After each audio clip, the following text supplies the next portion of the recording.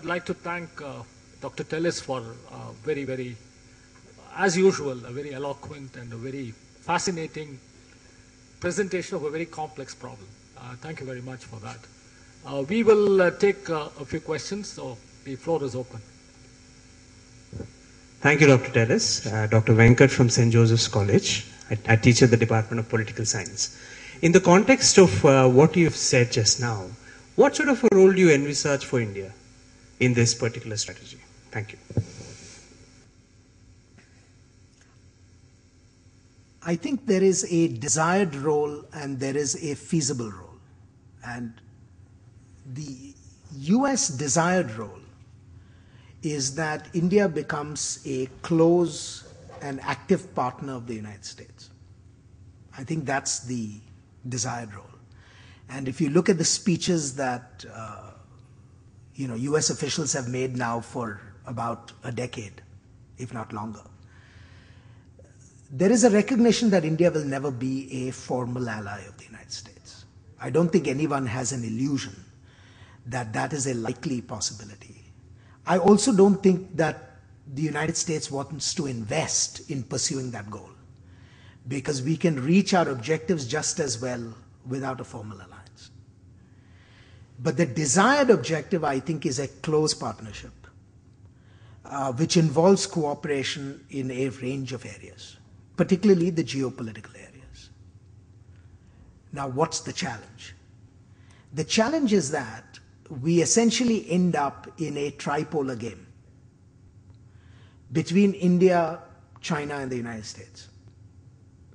And India, while it seeks the benefits of the American deterrence of China, does not want to position itself in a way where it is seen as bandwagoning with the United States against China. Right? So in that sense, the Indian predicament is identical to the predicament of all our Asian allies. Now, we have to find a way of cutting this Gordian knot. Because if India emphasizes the desire to avoid bandwagoning so much that effective balancing is impossible, then essentially what you've done is you've ceded the ground to China. Because that's essentially what, if I were in Beijing, I would want.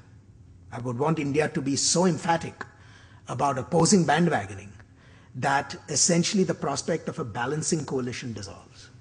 And then my freedom of action increases. So in practical terms, what is the best achievable outcome? I think the best achievable outcome for both India and the United States is a policy of strategic coordination, where India can continue to pursue an independent foreign policy. But as long as that independent foreign policy keeps US interests and India's own interests within the field of view of its vision, and looks for opportunities to forge the partnerships wherever those partnerships are possible, I think we'll end up in a good place. So I keep telling my colleagues who think about these questions that if I were to rank order American preferences as a non-official, my first order preference, of course, would be that India becomes a formal ally. But that's not happening, so scratch that one out.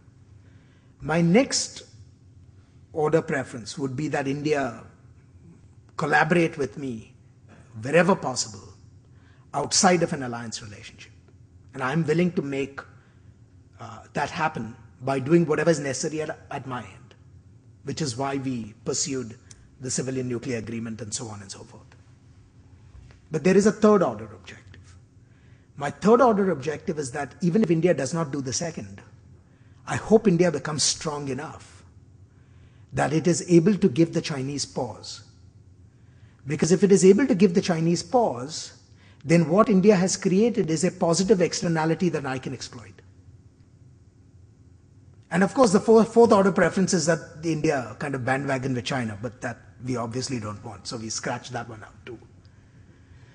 Now, what worries me is that I find myself in an uncomfortable position where I'm never going to get one. We are all agreed on that, right? There is tremendous diffidence in India about two. even in areas where we can work together, there are a whole series of problems at your end and at our end that prevent that from happening. And then what gives me sleepless nights is option 3. India is one of those few great powers that goes out of its way to shoot itself in the foot every chance it gets. And so if you are not going to give me the satisfaction of 2, at least give me the satisfaction of 3. Go out and become a great power on your own terms, because that is in my interest. And now I have 2 presidents, one Republican and one Democrat, who have emphasized the same principle, that India's rise as a great power is in America's interest, whether you are a partner of ours or not. And we love you to be a partner, but even if you're not, become a great power in your own terms. And this is where it worries me, because when I see India floundering on so many issues of public policy, it means that that strength that I need for my security, and this is not an act of altruism, okay? I'm thinking about American interests here. You are frustrating American interests by not becoming as strong as you can be. I mean, that's the long and short of it. Ashley, terrific speech. This is a comment from your left side, so I just want to forewarn you. Couple of things. You concluded with the statement that U.S. actions or intentions are noble. I think a lot of people would disagree with that, especially given the role of the U.S. in the post-Second World. You look at Vietnam, you look at support of military dictatorships all over Asia, its role during the Bangladesh War, and so forth. So it may be changing now given the Chinese rise. So I have reservation about that. The other one, which sort of follows from that, is a very important thing you mentioned, is that one of the parts of the rebalance is a change of norms, which is that disputes have to be settled through non-military or without use of force. Now, U.S. is hardly in a position to say something like that, given what we have just experienced in the last 2 decades. So is this a fundamental rethink in the U.S. military, that we really want to have no war with China? Or because more you get caught with rebalance, with ships and other things, the chance of triggering something becomes easier? Good points. Let me address both. When I was talking of the nobility of U.S. intentions, I'm not talking of U.S. policy writ large. I mean, it is perfectly understandable if people abroad are skeptical about the nobility of our aims. Remember, the United States is not in the business of doing good in the first instance. The United States is in the business of advancing its interests in the first instance. To the degree that good comes out of that, I think of that as a beneficial thing to be welcomed, right? But no US policymaker can make it his life's mission to do good for the world, right? You have to start by doing good for yourself. And if in the process you do good to others, well and good. I was talking of the nobility of our intentions with respect to the rebalancing. And that is, the effort at rebalancing is aimed at essentially creating an environment that is conducive to the interests of our friends and ourselves. That's what I meant by nobility. So it's in a very narrow form. Do the Chinese have the same view? I suspect not, right? If you are in Beijing, you're not going to think of American intentions in the rebalance as being particularly noble. Even though if they were to think about it for a minute, if we did not rebalance successfully, there would be very serious consequences for China itself. But I'm not going to sit down to educate the Politburo about what their interests are. On the larger question about the use of force, you're absolutely right. The United States is not about to renounce the use of force and will use force when it suits its interests. But it has an interest in making certain that other states don't do the same. And particularly insofar as the use of force by other states invokes American responses of force we want to be very cautious about those circumstances. So we want to be careful about a Chinese use of force against Japan that would then precipitate an American use of force in East Asia. We want to be careful about a North Korean use of force against South Korea that precipitates us from coming in. So when I'm talking of the US effort to inculcate a norm, it's a norm that is a very limited norm in a very specific circumstance and driven fundamentally by the objectives of my own self-interest. So if you were to come to me and say, why don't you apply this wonderful norm to yourself? My response to you will be, thank you very much.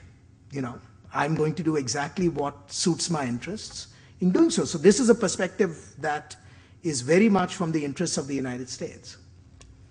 The only argument I would make to qualify that is to say that this also happens to be a norm that is in the interests of many other powers of Asia. Right? So it's not simply a unilateral US interest to have a situation in Asia where states don't use force against each other. In fact, you run into some very interesting paradoxes here, because if we were to unilaterally renounce the use of force, there would be no way in which we can ensure our extended deterrence guarantees. And if we renounced those extended deterrence guarantees would not even exist to begin with. And if the extended deterrence guarantees didn't exist to begin with, the nature of competition in the Asia-Pacific would take on very different forms. So you get into all kinds of paradoxes of rationality when you think about this problem. So don't ask me to give up the use of force.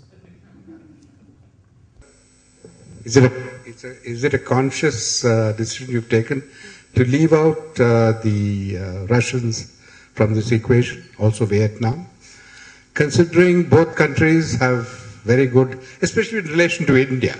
When you're talking about India and its, you feel its inability to reach out on its own. So India has some options, which I think maybe you may like to offer your comments.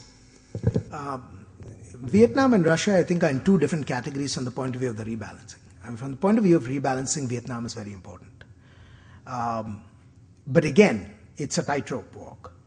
The United States wants to support Vietnam in its effort to protect its own interests, but we do not want to support any state to the point where they engage in provocations that end up in inadvertent conflicts that obviously implicate the United States. But Vietnam is very clearly seen as potentially a state that would be part of this vision. Russia is a different problem. I think the United States deeply yearns for a new relationship with Russia.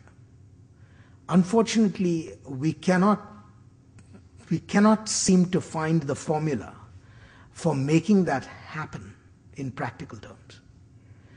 And part of it, I think, has to do with the choices and the worldview of the current Russian leadership, which is very focused on a competition with the United States for reasons that have to do with its own internal interests rather than anything else. Because when you look today objectively at US-Russian relations, there is no objective collision of interests. I mean, Russia does not challenge the United States in a way that the Soviet Union did.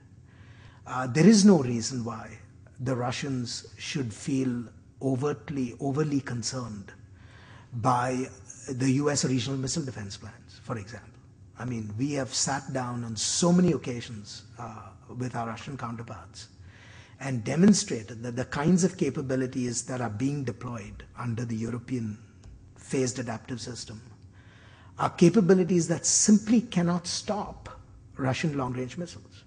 I mean, we've done the arithmetic, we've shown them the graphs and all that stuff.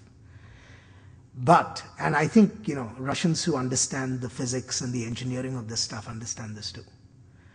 But their political leaders have seized on this as an opportunity to argue that the United States is attempting to push Russia into a corner. And of course, then there are other problems that one has with Russia, mostly with respect to Russian internal governance. So the Russian attack on what were the liberalizing forces in its own society, the kind of repression that has begun over ideas in the last few years, and so on and so forth.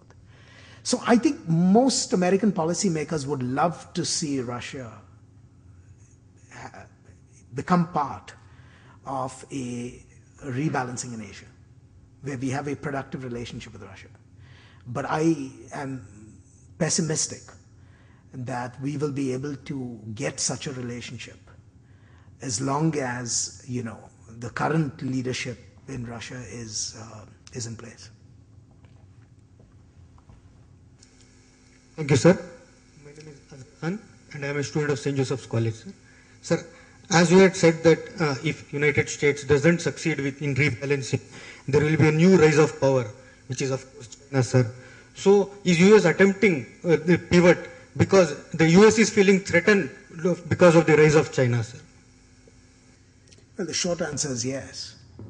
But it's not the US alone. Remember, at the end of the day, the United States is very far away. There are many other countries that lie between China and the United States. And there are many other countries that would be threatened far more quickly by Chinese power than the United States would be. And so when the US thinks about rebalancing, it's not just thinking of itself, even though it cannot not think of itself, but it's also thinking about countries on China's periphery with whom it has treaty obligations. And in the first instance, that is what has motivated the rebalancing. It's Japanese anxiety, it's Korean anxiety, it's the anxieties in Southeast Asia. It's even Indian anxieties about what China's rise means for regional security. But when all is said and done, part of the problem that the United States has today is that it cannot make up its mind about what the appropriate attitude to rising Chinese power ought to be. It cannot make up its mind. Because there are liberals in the United States who deeply believe that interdependence will essentially eliminate the worst of geopolitical competition. And so people will tell you with, clean consciences and very good reason that you shouldn't worry too much about the rise of China, because at the end of the day, they're going to become a normal nation like everybody else, and we will all live happily ever after because, the bonds of commerce will be so deep and enduring that we don't have to worry. But then there are, Neanderthals like myself who can't get it out of our heads that once countries become strong, they also have expansive interests, and they start acting on those expansive interests. And sometimes when they act on their expansive interests, those undermine my own. And I don't have to look far to find examples of this. All I have to do is look at my own country.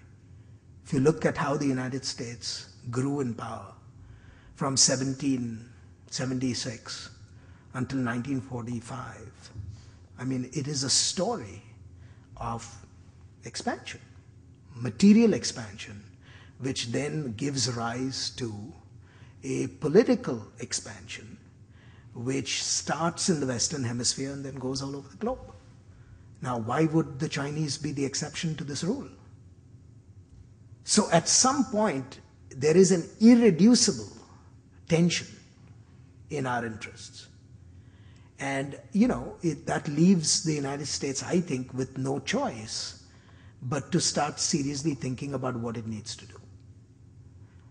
Now, the best thing we can do in this circumstance is not to think about containment, because I think China is not there yet. It's not warranted as a strategy. And it would be a very costly strategy for us because of economic interdependence. So you have to think of strategies that are a lot more subtle, strategies that are a lot more mixed. And that's really what the rebalancing is. It's a strategy of deepening integration while hedging simultaneously. Two of the cardinal points in the US stated foreign policy have been promotion of human rights and promotion of democracy. But the US record in this around the world does not support this view. The support has been to authoritarian relationships, which have totally disregarded both these. I'd like your comments on this. You're absolutely right. The United States has a declaratory policy And part of that declaratory policy is to promote democracy, to promote human rights, to essentially promote a liberal order, right? You're talking of a liberal order. And that is important because I think American policymakers are strongly convinced that the more resilient the liberal order is worldwide, the safer the international system is for American interests. I mean, that's the theory, right? But in practice, every nation ends up with very uncomfortable situations where it has to compromise its principles. It happens all the time, right? I mean, Indian foreign policy is no exception. You end up, I think, pursuing your interests first. And if your interests take you in the direction of having to occasionally sup with the devil, you find ways of helping your conscience come to terms with that compromise. Until the circumstances change objectively and you can move to a different course of action. There is a wonderful line in the dedication that Machiavelli writes in The Prince, where he talks about the need to take your bearings from republics that are not imagined, but from republics as they actually are. And this is a continual tension in the foreign policies of all liberal states, right? You always want to shape your foreign policy to accord with your highest ideals. But you discover that if you actually have to implement a policy based on your highest ideals, you're not only going to lose your wallet, you'll lose your fingers too. So you essentially end up trying to say, how do I achieve a compromise? And the compromises are always unsettling. They're not only unsettling to the people who are at the receiving end of the compromise, they're unsettling even to us. Because if one of the most incredible things about the United States, just like India, is that when these compromises are made, they are never made without a public debate. They are never made without vigorous dissent. And they are never made without someone feeling unhappy. Right? So the United States will go out and pursue a policy, but it's not as if all Americans have jumped behind the flag and said, wonderful, let's go for it. You'll have half the country, screaming at the administration for doing X or doing Y and so on and so forth. But, as a practical matter, you have to do what necessity demands until circumstances change. Now, of course, when you do that, you get shot at from both sides, right? Because the people that you supported and now have to jettison immediately turn around to you and, accuse you of being a fickle partner because your interests change, and so on and so forth. So there's never an easy answer to this. But if you're asking me, does the American record support the claim that it has fallen short of its ideals? The answer absolutely is yes. But I would add a complementary point, which should also never be forgotten. And that is, even as the United States is conscious of falling short of those ideals, it also reminds itself of what the ideals are. I mean, I cannot imagine a situation where US policymakers have been unaware of what their ideals would have demanded. And there is a very interesting book on this question. It doesn't deal with this question particularly, but it's a wonderful elaboration of how the United States dealt with one particular manifestation of that problem, and that is US relations with Pakistan. There is a wonderful book written by a historian called Robert McMahon, and it's called The Cold War on the Periphery. US-Pakistan relations during the Cold War. It's a book worth looking at because you see in the history that McMahon narrates that US policymakers were constantly aware that if there were no constraints, they would not have ended up with the relationship with Pakistan that we ended up with in the 50s and the 60s. It was driven completely by the compulsions of containing the Soviet Union. And so you're making your compromises because of the circumstances that you find yourself in. As long as you don't do it blindly, that's the best you can do. I think we will call it a day. Thank you very much, Ashley, for, I hope we haven't troubled you very much, but thank you very much, and thanks a lot for coming, and it's been a great privilege to listen to a very, very insightful and very thoughtful kind of presentation. Thank you very much. Thank you. Thank you.